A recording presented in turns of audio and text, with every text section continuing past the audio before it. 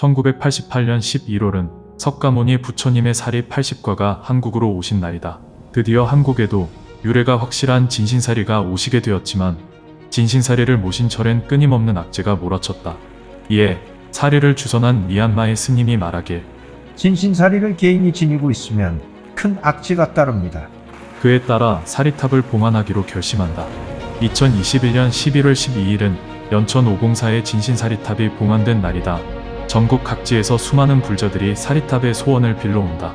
사리탑에 기도를 하면 소원이 이루어진다는 말이 사실일까?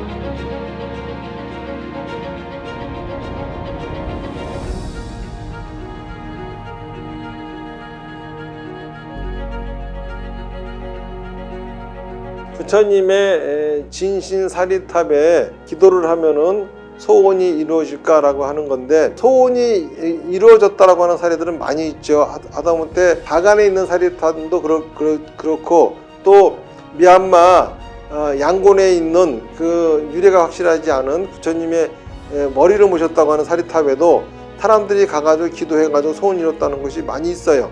또 우리나라도 5대 절명보궁에 사리탑에 가가지고 기도해서 소원을 이뤘다는 사람들이 많이 있죠. 그래서 5대 절명보궁은 지금도 유명하고 지금도 많은 사람들이 찾아가는 그러한 성지가 되어 있는 거죠. 그런데 이러한 이야기보다도 불교의 역사가 진신사리의 영험을 이야기하고 있습니다. 대승불교라고 하는 것이 일어난 것이 사리탑을 중심으로 해서 일어났거든요. 원래 이제 부처님의 가르침 그 자체가 뭐냐면은 너의 환경은 너의 생각과 말과 행동이 만드는 것이다. 이게 부처님의 가르침의 근본이거든요. 그런데 성공한 사람들, 돈이 많은 자본가들이나 왕 같은 경우, 이러한 사람들은 자기의 생각과 말과 행동으로서 자기가 원하는 환경을 만든 경험이 있습니다. 이들에게는 석가모니 부처님의 가르침이 귀에 쏙쏙 들어오고 이해하기 쉬운 거였지만은 일반 민중들한테는 그렇지 않았어요. 일반 민중들은 그 얘기보다도 네가 원하는 환경은 신이 만들어줄 거야, 신에게 빌기만 하면은 돼, 이 얘기가 더 쉽게 들어왔거든요. 그러다 보니까는 불교는 일반 민중한테 퍼져나갈 수가 없었어요. 그러다가 석가모니 부처님이 돌아가시고 부처님의 유고를 모신 탑들이 인도 각지에 세워집니다. 그곳에 일반 민중들이 와서 비는 거죠. 기도를 하는 거예요. 그런데 이것이 소원이 이루어지는 겁니다. 그 모습을 보고 저거는 불교가 아니야 라고 하면서 기존 불교계에서는 그들을 배척했지만은 일부 스님이나 불교도들에게는 저들도 일단은 부처님의 덕을 숭상해서 오는 사람들이니 저들에게도 우리가 그렇게 할 것이 아니라 부처님의 가르침을 전달하면 좋지 않을까, 이러한 생각을 하게 된 겁니다. 그러면서 사리탑을 중심으로 해서 일어난 것이 대승불교죠.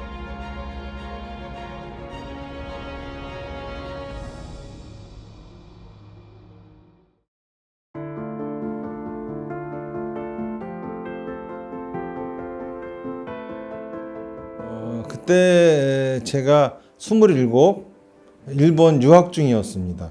1988년이기 때문에 1988년 초에 제가 일본으로 유학을 갔었거든요.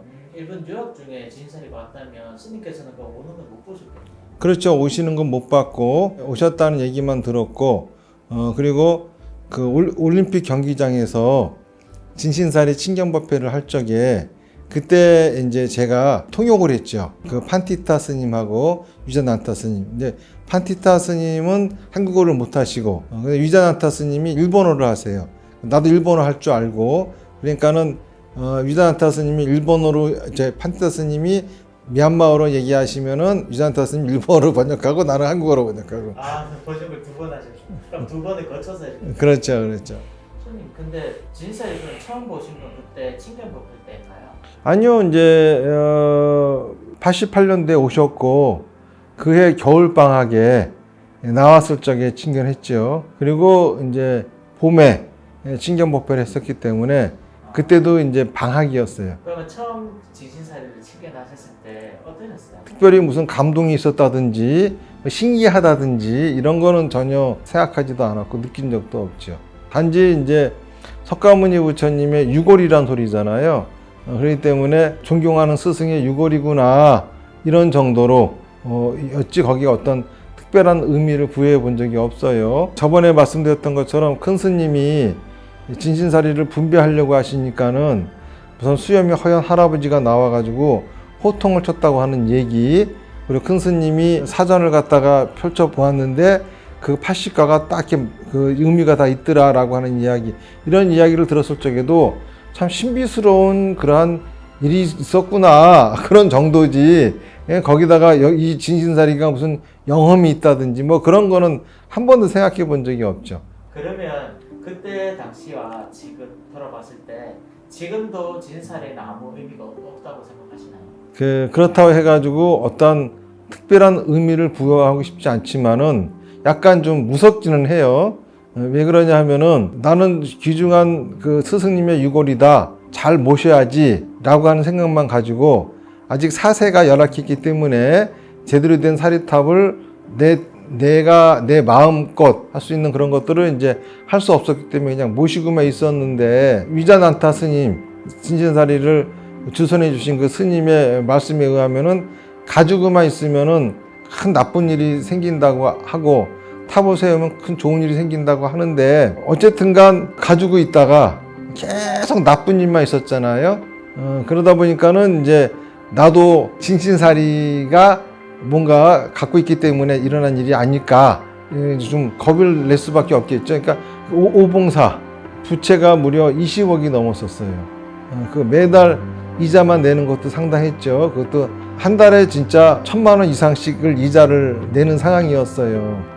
힘들었죠. 사실 포기하기도 아주 힘든 상태죠. 왜냐하면 스님이 무슨 돈이라고 하는 거를 머릿속에 두고 돈을 벌려고 법문해도 안 되고 포기해도 안 되잖아요. 그러니까는 속이 항상 그런 생각이 들어있다 보니까는 항상 사람들한테 법문할 적에도 죄스럽고, 시주를 권할 적에도 혹시 내가 공경함을 벗어나려고 이런 짓 하는 게 아닌가 하는 또 자책감도 들고, 실제로 그렇지 않다 하더라도 계속 양심이 찔렸었거든요. 그런데 탑을 완공하고 나서 기적같이 어떤 분이 시주를 하심으로써 그 부분이 다 깨끗하게 정리가 되었습니다. 제가 진신사리를 이제 조그맣게라도 모시고 그러고서 이제 약간 좀 상황이 좋아졌다 그랬잖아요. 그러고 나서 이제 제대로 모시려고 탑에서 진사리를 꺼내서 신경법배를 하고, 그러고서 이제 무서우니까는 또 얼른 거기다 다시 또 넣으려고 했는데, 그때 이제 그 산마타 중에 갑자기 목소리가 들리더니 내가 기다리는 사람이 있으니까는 그 불제자가 올 때까지는 진신사리를 봉헌하지 마라 이랬었거든요.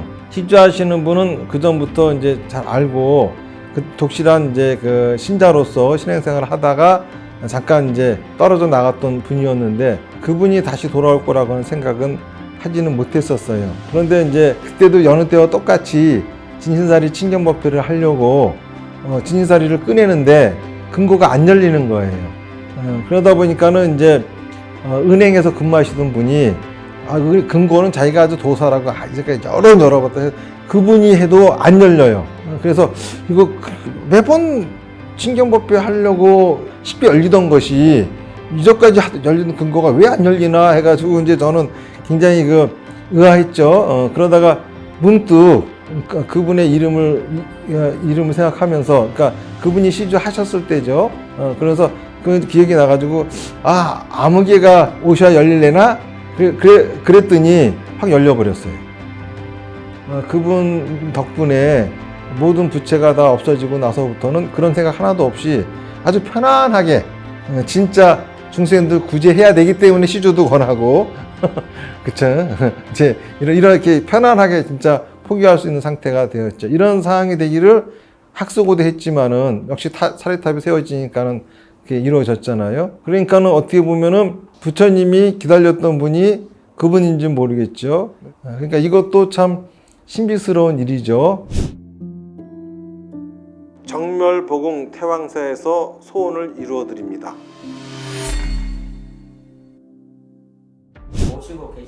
모시고 있었을 때 계속 이제 사세가 기울고 안 좋은 일들이 반복되다가 진신사리를 사리탑에 봉헌하고 난 뒤부터 갑자기 확 전세가 바뀌니까 그렇게 생각할 수도 진짜 그것 때문인가? 라고 생각할 수도 있는 거잖아요. 그렇죠. 그리고 진짜 되는 일이 하나도 없었어요. 불교락 부처님의 가르침은 자기의 생각과 말과 행동에 의해 가지고 환경이 만들어진다고 하는데, 내가 이제까지 한 것들을 보면은 망할 짓은 하나도 아닌데 왜 망하는지 나는 모르겠거든. 이런 것들을 보면은 어떻게 보면 진신사리에 뭔가가 있지 않느냐, 그렇게 생각을 하죠. 사실 진신사리의 영험 그 자체는 부처님의 가르침하고 다르죠. 부처님의 가르침의 근본은 내가 사는 환경은 내 생각과 말과 행동, 내 업보에서 주어진다라고 하는 것이 부처님의 가르침의 근본이잖아요. 연기법, 인연의 이치, 이것이 부처님의 가르침의 근본이기 때문에 우연론, 기적 같은 일, 이건 어떻게 보면은 불교에서는 지옥 가는 짓이라고 한 그런 건데, 그런 거에 의해 가지고 일어나는 거긴 하지만은 그래도 요 진신사리에 의해 가지고 대승불교가 일어났고, 그리고 대승불교에 의해 가지고 많은 분들이 진짜 부처님의 가르침을 접하고 부처님의 가피력을 받고 구원받을 수 있었다라고 하는 거, 이거는 참 중요한 사실이 아닌가 싶습니다. 진신사리가 의 영험이 정법이든 아니든 이거는 이제 저한테는 별로 중요하지가 않아요. 왜냐하면은 그 벗어나려고 하면 할수록 정법을 더 포기를 못하니까는. 그러니까 차라리 진신사리의 영험으로 여러분들은 소원 성취하시고, 그러고서 그 다음부터는 소원 성취했으면은 제가 하는 말에 귀를 기울여 가지고 정법의 삶을 사셨으면 하는 게 제 바람이죠.